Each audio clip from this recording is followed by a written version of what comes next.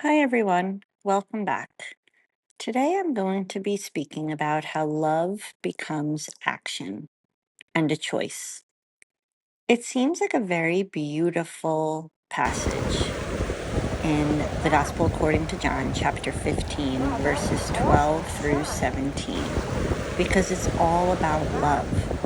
But when I was reading and going a little bit back further in the Gospel according to John, it's pretty intense because it's the end of everything for Jesus's disciples.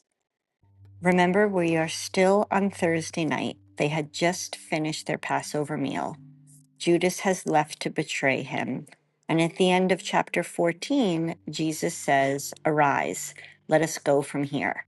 So that means that they are leaving the upper room after the Last Supper, and they are on their journey to Gethsemane, likely from what I was reading about, because I'm not very good at geography, the southwestern part of the city. So they're walking through Jerusalem, likely across the Kidron Valley towards the Mount of Olives.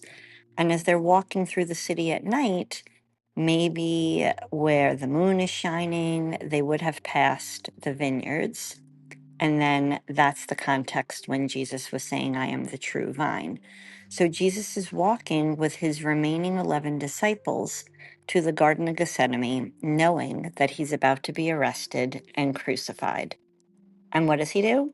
He spends his final hours in this farewell discourse. He's not worried about himself, he's preparing them for life after his death. He's saying, "You are no longer the servants, but you are my friends to continue carrying out your works of love." Let's listen. "This is my commandment, that you love one another as I have loved you. Greater love has no one than this, that someone lay down his life for his friends. You are my friends if you do what I command of you." So the core message is to love one another as I have loved you. So how did he love them? Remember when he was in the upper room, he had washed their feet, acting like a servant. He loved them knowing that they would desert him in a few hours. He loved them by sharing everything he knew from God the Father.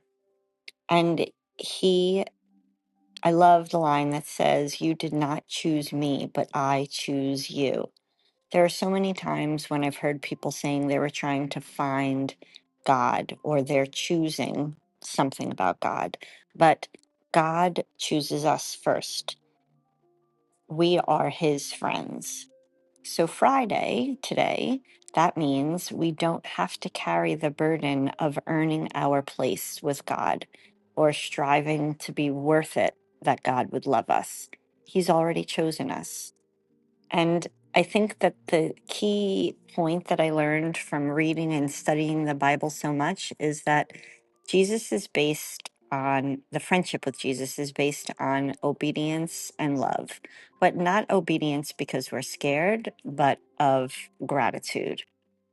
So, some things to think about if you'd like to journal and ponder more about Jesus who chooses us is, do I truly live like a beloved friend of God, or am I still acting like a servant trying to get his approval? And the line, "lay down my life," right? Hopefully, we are not taking that so literally, but maybe it's lay down my time, or lay down my ego, or lay down my own personal agenda. And how can I show that family member or friend the love that Jesus has given us?